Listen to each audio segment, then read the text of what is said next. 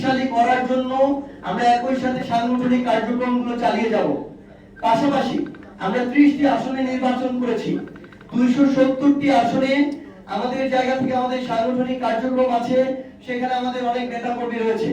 আমরা প্রাথমিকভাবে 125টি আসনে আমাদের প্রার্থী মনোনয়ন দিয়েছিলাম। এই সামগ্রিক বিষয়গুলোকে আবার নতুন করে সমন্বয় করে আমরা স্থানীয় পর্যায়ে আমাদের নতুন যে সাংগঠনিক কার্যক্রম, এই সাংগঠনিক কার্যক্রমটি আবার নতুন করে পুরো উদ্যোগে আমরা শুরু করতে যাচ্ছি। এখন পর্যন্ত স্থানীয় পর্যায়ে অনেকের জায়গা থেকে যে কথাটি আসে যে আমরা যেহেতু 11 দলীয় যে নির্বাচনী জোট ছিলাম, আমরা একসাথে বিরোধী দলের ভূমিকায় যাচ্ছি, সেই জায়গা থেকে আমরা একই সাথে আবার জোট আকারে আমরা আমাদের স্থানীয় নির্বাচন করতে যাচ্ছি কিনা। এখন পর্যন্ত আপনারা জেনে থাকবেন যে জামায়াত তাদের জায়গা থেকে বলেছে তারা তাদের জায়গা থেকে স্থানীয় নির্বাচনের প্রস্তুতি এককভাবে নেওয়া শুরু করেছে।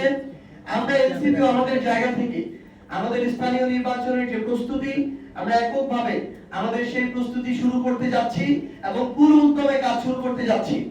শেষ সময় গিয়ে জনগণের স্বার্থে, দেশের স্বার্থে যদি এটা মনে হয় যে 11 দলীয় যে জোট, নির্বাচনী জোট, তারা তাদের জায়গা থেকে একসাথে স্থানীয় নির্বাচন করতে পারে, তখন সেই সিদ্ধান্ত নেওয়া হবে।